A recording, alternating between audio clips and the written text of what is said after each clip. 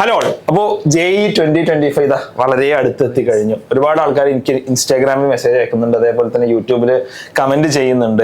Sir, ഇനി last minute preparation എങ്ങനെയാണ്, എന്തെല്ലാമാണ് ശ്രദ്ധിക്കേണ്ടത് എന്നുള്ള കാര്യങ്ങൾ ഒരുപാട് ആൾക്കാർ ചോദിക്കുന്നുണ്ട്. So we are coming with dos and don'ts. നമ്മൾ ചെയ്യാൻ പാടുള്ള കാര്യങ്ങളും അല്ലെങ്കിൽ നിർബന്ധമായും ചെയ്യേണ്ട കാര്യങ്ങളും ഒരിക്കലും ചെയ്യാൻ പാടില്ലാത്ത കാര്യങ്ങളും നെക്സ്റ്റ് 20 ഡേയ്സിൽ എന്തെല്ലാമാണ്. അറൌണ്ട് 20 ഡേയ്സ് ആണല്ലോ നമുക്കുള്ളത്. ഏകദേശം 20 ദിവസമാണ്. ജനുവരി 22 മുതൽ 31 വരെ ആണ് എക്സാമിന്റെ ഡേറ്റ്. അറൌണ്ട് 1 month ആണ് നമുക്ക് കറക്റ്റ് ആയിട്ട് ഈ ഒരു എക്സാമിനെ സംബന്ധിച്ചിടത്തോളം ഉള്ളത്.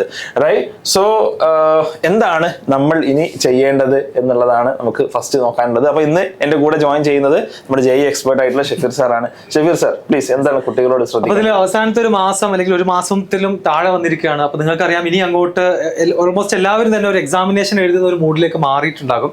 അപ്പൊ അതിൽ കോമൺ ആയിട്ട് പറയാനുള്ള ഒരു കാര്യം എന്താണെന്ന് വെച്ച് കഴിഞ്ഞാൽ, ഇപ്പോഴും കുട്ടികൾ വന്ന് ചോദിക്കുന്ന ഒരു ഡൗട്ടാണ്, ഇനി തുടങ്ങിയാൽ JEE കിട്ടുമോ എന്നുള്ളത്.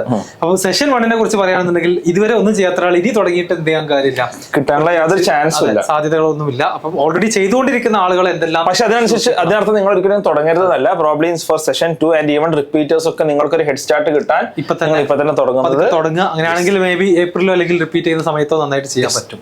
അപ്പൊ അതിൽ നമ്മൾ നോക്കുകയാണെന്നുണ്ടെങ്കിൽ, ഒരുപാട് ആളുകളുടെ ഒരു സംശയം ഇതാണ്, എല്ലാ ചാപ്റ്റേഴ്സും പഠിച്ചു തീർന്നിട്ടില്ല, കുറച്ചുകൂടെ ചാപ്റ്റേഴ്സ് ഇനിയും ബാക്കിയുണ്ട്, തീരെ ടച്ച് ചെയ്യാത്തത് ബാക്കിയുണ്ട് എന്നുള്ളതാണ്. അപ്പൊ ഇവിടെ നമ്മൾ ഒരിക്കലും ചെയ്യാൻ പാടില്ലാത്തൊരു കാര്യം എന്താണെന്ന് വെച്ച് കഴിഞ്ഞാൽ, പുതിയതായിട്ട് ഇനി എന്ത് ചെയ്യാൻ പാടില്ല, ഒരു ടോപ്പിക്കും പഠിക്കാൻ പാടില്ല. ആകെ ഒരു മാസമേ ഉള്ളൂ. ഒരു ചാപ്റ്റർ നമ്മൾ പഠിച്ച് അതിന്റെ ഒരു കുറച്ചൊരു അഡ്വാൻസ് ലെവലെങ്കിലും മനസ്സിലാക്കി വരണമെങ്കിൽ തന്നെ നമുക്കൊരു 3 ആഴ്ച 4 ആഴ്ച സമയം വേണം. അപ്പോഴത്തേക്കും എക്സാം ആയി. അപ്പോൾ ഒരിക്കലും ഇനി അങ്ങോട്ട് എന്തിനുള്ള ടൈമില്ല, ന്യൂ ടോപ്പിക്സ് അല്ലെങ്കിൽ ന്യൂ ചാപ്റ്റേഴ്സ് തുടങ്ങാനുള്ള സമയമില്ല എന്നുള്ളത് തന്നെയാണ്. പുതിയൊരു കാര്യത്തിലോട്ട് പോയിട്ട് നമ്മുടെ ഒരുപാട് സമയം കളയണ്ട. അതിന് പകരം നമ്മൾ ഉള്ള സമയം ഈ ചാപ്റ്റേഴ്സിന് അറിയുന്ന ചാപ്റ്റേഴ്സിൽ ഒപ്റ്റിമൈസ് ചെയ്യാൻ വേണ്ടി ശ്രമിക്കുക. അപ്പൊ യൂഷ്വലി ഒരു 85 ചാപ്റ്റേഴ്സോളാണ് JEEക്ക് ഉള്ളത്. അതിൽ നമ്മുടെ കയ്യിൽ ഒരു 60-65 ചാപ്റ്റേഴ്സ് എങ്കിലും നോക്കിയിട്ടുണ്ട് എന്നുണ്ടെങ്കിൽ അത് ഗുഡ് ഇനഫ് ആണ്. അടുത്തൊരു മാസം അതിൽ മാത്രം എന്ത് ചെയ്താൽ മതി, ഫോക്കസ് ചെയ്താൽ മതി എന്നുള്ളതാണ്. അതുപോലെ തന്നെ എങ്ങനെ റിവൈസ് ചെയ്യണം. ഒരുപാട് റിവിഷൻ എന്ന് പറഞ്ഞാൽ എന്താണ്? കുറെ വീഡിയോസ് കാണാറാണോ, അതോ ടെക്സ്റ്റ് ബുക്ക് എടുത്ത് വായിക്കണം? പൊതുവെയുള്ള ഒരു സംശയം എന്താ വെച്ചാൽ, സ്കൂളിൽ നമ്മൾ പഠിക്കുന്ന ഒരു മെത്തേഡ് വെച്ച് നോക്കുകയാണെന്നുണ്ടെങ്കിൽ, റിവിഷൻ എന്ന് പറഞ്ഞു കഴിഞ്ഞാൽ നോട്ട്സ് വായിക്കുക, അതേപോലെ തന്നെ ക്ലാസ്സുകൾ വീണ്ടും കാണുക, തലേ ദിവസം ഇരുന്നിട്ട് കുറെ ക്ലാസ് കാണുക, ഇതൊക്കെയാണ് പലപ്പോഴും ഉണ്ടാവുക. പക്ഷേ JEEയുടെ റിവിഷൻ എന്ന് പറഞ്ഞു കഴിഞ്ഞാൽ ക്വസ്റ്റ്യൻ സോൾവിംഗ് തന്നെയാണ്. അപ്പോൾ പരമാവധി PYQs സോൾവ് ചെയ്യുക. നിങ്ങൾക്ക് ഒരു ചാപ്റ്ററിന് റിവൈസ് ചെയ്യണമെന്നുണ്ടെങ്കിൽ ആ ചാപ്റ്ററിൽ PYQs അടങ്ങുന്ന ബുക്സും അതേപോലെ തന്നെ PDFs ഒക്കെ അവൈലബിൾ ആണ്. നിങ്ങൾ അത് ഡൗൺലോഡ് ചെയ്യുക. നിങ്ങൾ ആ ഒരു പ്രോബ്ലി ഒരു ടൈം സെറ്റ് ചെയ്തിട്ട് ആ PYQs സോൾവ് ചെയ്യുക. അതിൽ മിസ്റ്റേക്സ് ഉണ്ടെങ്കിൽ അത് മനസ്സിലാക്കുക. ഇതാണ് നമ്മുടെ റിവിഷൻ പ്രോസസ്. അതിൽ ടൈം സെറ്റ് ചെയ്യുക എന്നുള്ളത് വളരെ ഇമ്പോർട്ടന്റ് ആണ്. നമ്മൾ റിലാക്സ്ഡ് ആയിട്ട് ഒരുപാട് സമയം എടുത്തിട്ടല്ല ഇനി PYQs സോൾവ് ചെയ്യേണ്ടത്. ഇനി ടൈം ബൗണ്ട് ആയിട്ട് തന്നെ ചെയ്യാൻ പറ്റും. അതിൽ തന്നെ ചിലതൊന്നും ചെയ്യാൻ കിട്ടിയില്ലെങ്കിൽ പ്രശ്നമൊന്നുമില്ല, ഇറ്റ്സ് ഫൈൻ. നമുക്ക് അതിനുള്ള സമയമില്ല. റൈറ്റ്. നമ്മളൊരു റിവിഷൻ മോഡിലാണ് നമ്മൾ ആക്ച്വലി ഉള്ളത്. അപ്പോൾ ലെവൽ 1 PYQs ഏറ്റവും ഈസി ആയിട്ടുള്ള PYQs ചെയ്ത് തീർക്കുക ഫാസ്റ്റ് ആയിട്ട്. അത് കഴിഞ്ഞ് ലെവൽ 2 ചെയ്യുക. അങ്ങനെ നമ്മുടെ ടൈമിനനുസരിച്ച് എന്ത് ചെയ്യാം, ഓരോ ചാപ്റ്ററിലും മാക്സിമം നമ്പർ ഓഫ്. പിന്നെ ഇതിന് എൻഡിൽ ഈ വർഷത്തെ JEE എഴുതുന്ന സ്റ്റുഡൻസ് നമ്മൾ സർപ്രൈസ് ഒരുക്കിയിട്ടുണ്ട്. അതെല്ലാവരും ഫുള്ള് അവസാനം വരെ എന്ത് ചെയ്യണം, കാണണം. അടുത്ത ഒരു ക്വസ്റ്റ്യൻ ഇതാണ്, അതായത് ഈ റിവൈസ് ചെയ്യാൻ പറയുന്ന സമയത്തും അതുപോലെ തന്നെ എക്സാമുകൾ എഴുതാൻ പറയുന്ന സമയത്തും I am not fully prepared എപ്പോഴും പറഞ്ഞുകൊണ്ടിരിക്കും കുട്ടികൾ. JEE എന്ന് പറഞ്ഞാൽ ഒരു ലോ സ്കോറിംഗ് എക്സാം ആണ്. പ്രോബ്ലി ഒരു 60% മാർക്ക് നിങ്ങൾക്ക് കിട്ടിയാൽ തന്നെ നിങ്ങൾക്ക് ഒരു NIT പോലത്തെ ഒരു പ്രസ്റ്റീജിയസ് ആയിട്ടുള്ള ഒരു ഇൻസ്റ്റിറ്റ്യൂട്ടിൽ നല്ല ബ്രാഞ്ചിൽ നിങ്ങൾക്ക് 60% മാർക്ക് 50% മാർക്ക് കിട്ടിയാൽ തന്നെ നമുക്ക് ഏതെങ്കിലും ഒരു NIT ഏതെങ്കിലും ഒരു ബ്രാഞ്ച് ജനറലി കിട്ടും. Unless the paper is very easy and the percentage like വളരെയധികം ഷൂട്ടപ്പ് ചെയ്തില്ലെങ്കിൽ.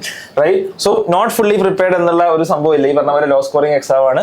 നമ്മൾ ഉള്ള കാര്യങ്ങൾ നന്നായി പ്രിപ്പയർഡ് ആയാൽ തന്നെ ഇറ്റ്സ് ഗുഡ് ഇനഫ്. അപ്പോൾ ഒരിക്കലും നമ്മൾ ഫുള്ളി പ്രിപ്പയർഡ് ആവാൻ പോകുന്നില്ല. അപ്പോൾ ആ ഒരു പേടി എടുത്ത് കളയണം. നമ്മൾ റാങ്ക് ലിസ്റ്റിൽ താഴെ പോകും അല്ലെങ്കിൽ മാർക്ക് കിട്ടാത്തത് ബാക്കിയുള്ളവരെ അറിയുമെന്ന് വിചാരിച്ചിട്ട് ഒരു എക്സാമിന് പങ്കെടുക്കാതെ മുങ്ങി നടക്കുകയാണ് പലരും.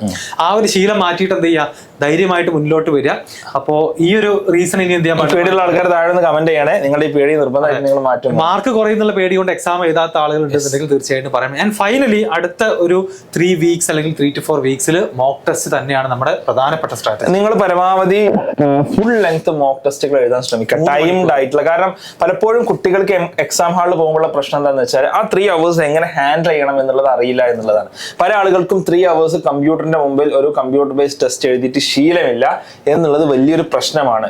ആ പ്രശ്നത്തെ ഐഡന്റിഫൈ ചെയ്യാനും അല്ലെങ്കിൽ അതിനോട് അക്കസ്റ്റംഡ് ആവാനും നമ്മൾ പഠിക്കേണ്ടതുണ്ട്. ഇപ്പൊ പ്രോബ്ലി നിങ്ങൾ ഒരു once in 3 days എങ്കിലും ഒരു 3 hour മോക്ക് ടെസ്റ്റ് നിങ്ങൾ എഴുതണം എന്നുള്ളതാണ്. ആഴ്ച 2 മിനിമം ആണ്. അതായത് അടുത്തൊരു മാസം നമ്മൾ ഒരു 10-12 മോക്ക് ടെസ്റ്റുകൾ എന്ത് ചെയ്യാൻ ശ്രമിക്കണം, എഴുതാൻ വേണ്ടി ശ്രമിക്കണം എന്നുള്ളതാണ് നമ്മൾ പറയാനുള്ളത്. അപ്പൊ അതിൽ തന്നെ ഒരുപാട് കാര്യങ്ങൾ ശ്രദ്ധിക്കാനുണ്ട്. ടൈം മാനേജ്മെന്റ്, കൃത്യസമയത്തിനുള്ളിൽ കുറെ റിവിഷൻ ആ മോക്ക് ടെസ്റ്റിലൂടെ നടക്കും. കാരണം മിക്സ്ഡ് ആയിട്ടുള്ള ക്വസ്റ്റ്യൻസ് വരുമ്പോൾ സ്വാഭാവികമായിട്ട് റിവിഷൻ ഒരുപാട് ടോപ്പിക്കിന്റെ റിവിഷൻ നടക്കും. അതുപോലെ തന്നെ ഏത് സബ്ജക്ട് ആദ്യം എഴുതണം, ഒരു ക്വസ്റ്റ്യന് എത്ര സമയം നമ്മൾ സ്പെൻഡ് ചെയ്യണം, എത്ര സെക്കൻഡ് നമ്മൾ ഒരു ക്വസ്റ്റ്യന് മേലെ ഇരുന്ന് ഒന്നും കിട്ടുന്നില്ലെങ്കിൽ എപ്പോൾ സ്കിപ്പ് ചെയ്യണം എന്ന് തുടങ്ങിയ ടെക്നിക്കുകൾ അടക്കം നമ്മൾ ഓട്ടോമാറ്റിക്കലി നമ്മളിത് ആരുടെ പഠിക്കേണ്ട കാര്യമല്ല. അല്ലെങ്കിൽ ആരെങ്കിലും പറഞ്ഞു തന്നപ്പോൾ ഞാനോ ഷഫീർ സാർ അല്ലെങ്കിൽ ഈവൻ വേറെ ആരെങ്കിലും അങ്ങനെ പറഞ്ഞു നിങ്ങൾ ഇങ്ങനെ ചെയ്യണം നിങ്ങൾ ഇങ്ങനെ ചെയ്യണം എന്ന് പറഞ്ഞു തന്ന് പഠിക്കേണ്ട ആവശ്യം. നിങ്ങൾക്കൊരു സ്ട്രാറ്റജി ഉണ്ടാവും. ഐ മീൻ നിങ്ങൾക്ക് എക്സാം എഴുതുന്ന ഒരു പാറ്റേൺ ഉണ്ടാവും. അത് ഒപ്റ്റിമൈസ് ചെയ്ത് കണ്ടുപിടിച്ച് അത് പ്രാക്ടീസ് ചെയ്യേണ്ടത് നിങ്ങൾ തന്നെയാണ്. അത് നിങ്ങൾ ഈ പ്രാക്ടീസിലൂടെ മാത്രമേ കണ്ടെത്താൻ പോകുള്ളൂ. മറ്റാരെങ്കിലും പറഞ്ഞു തന്നിട്ട് എന്ത് ചെയ്യാൻ പോകുന്നില്ല, നിങ്ങൾ കണ്ടെത്താൻ പോകുന്നില്ല എന്നുള്ളത് ഡെഫിനറ്റ്ലി നിങ്ങൾ മനസ്സിലാക്കുക. സോ ഫോർ ദാറ്റ് കുറച്ച് പാഠങ്ങൾ പഠിക്കാത്തുണ്ടാവും, ദാറ്റ്സ് ഫൈൻ. അത് നിങ്ങളുടെ മനസ്സിൽ നിന്ന് വിടുക. നമുക്ക് അറിയാത്ത ചില ഭാഗങ്ങൾ ഉണ്ടാവും, ദാറ്റ്സ് ഫൈൻ. ഇപ്പൊ ഞാനൊക്കെ JEE എക്സാം എഴുതാൻ പോയപ്പോൾ എനിക്ക് തീരെ അറിയാത്തൊരു സംഭവം സെമി കണ്ടക്ടേഴ്സും അതേപോലത്തെ ഇങ്ങനത്തെ കാര്യങ്ങളൊക്കെ. എനിക്ക് വളരെയധികം ടെൻഷനുള്ള കാര്യമായിരുന്നു. പക്ഷെ ഞാൻ സ്കിപ്പ് ചെയ്ത് എനിക്ക് തോന്നി like I will do something else. But incidentally ഞാൻ എൻ്റെ ബിടെക്കിൽ ഏറ്റവും കൂടുതൽ പഠിച്ച സംഭവം, ഞാൻ സ്പെഷ്യലൈസ് ചെയ്ത സംഭവം സെമി കണ്ടക്ടേഴ്സ് ആയി. But what I M saying is എന്താ പറയുക, ഇങ്ങനത്തെ ചില സംഭവങ്ങൾ ഉണ്ടാവും. ഈവൺ കെമിസ്ട്രിയിൽ ഉണ്ടാവും, ഈവൺ മാത്തമാറ്റിക്സിൽ ഉണ്ടാകും. So that's fine.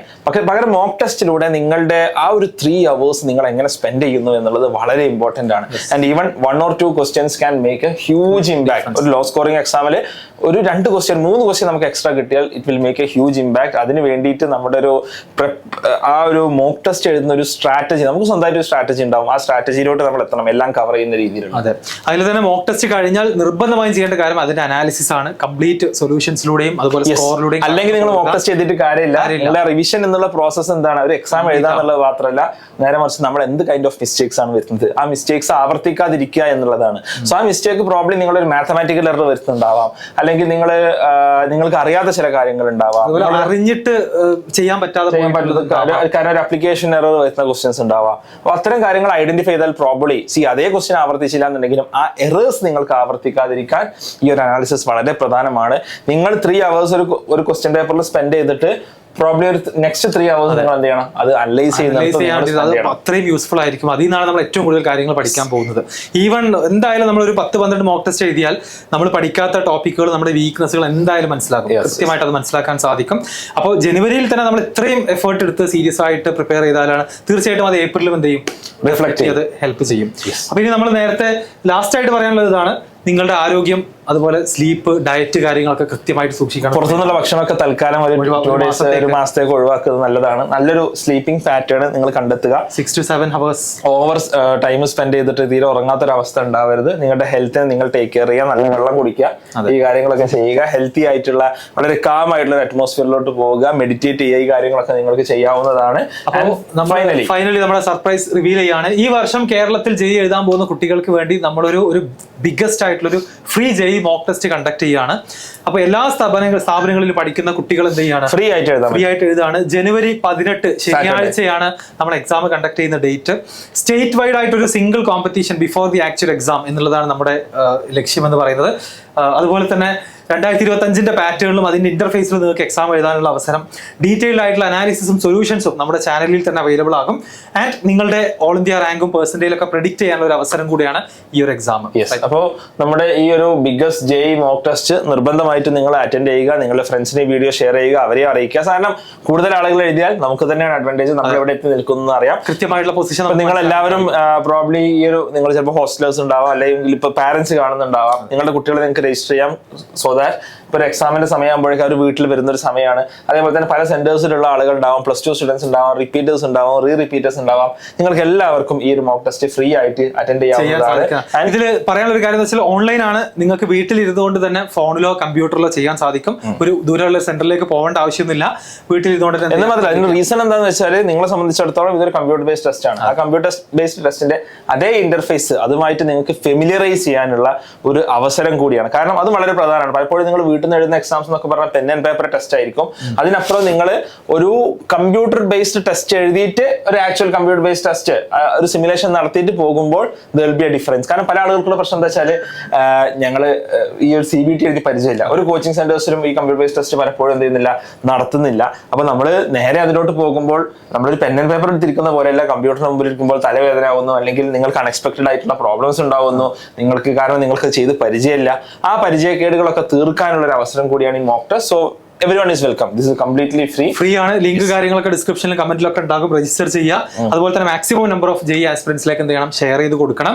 തീർച്ചയായിട്ടും നമുക്ക് ഈ ഒരു ഓൾ കേരള ടെസ്റ്റ് എന്നുള്ളത് മാത്രമല്ല ഏപ്രിലേക്ക് അടക്കം നിങ്ങൾക്ക് ഡെഫിനറ്റ്ലി ഹെൽപ്ഫുൾ ആവുന്ന രൂപത്തിലുള്ള അനാലിസിസും കാര്യങ്ങളും എക്സാമിന് കിട്ടുന്നതാണ്. Yes. Okay. So thank you. All the best. നമ്മുടെ ചാനൽ നിങ്ങൾ സബ്സ്ക്രൈബ് ചെയ്യുക and will keep you posted. Right, നിങ്ങൾക്കുള്ള സംശയങ്ങളൊക്കെ നിങ്ങൾ താഴെ കമന്റ് ചെയ്യുക. Will try to answer those. Okay, അപ്പൊ നമുക്ക് നോക്കാം. Right, will all the best for towards your exam and we'll have an analysis of the mock test too after the exam. Okay, thank you.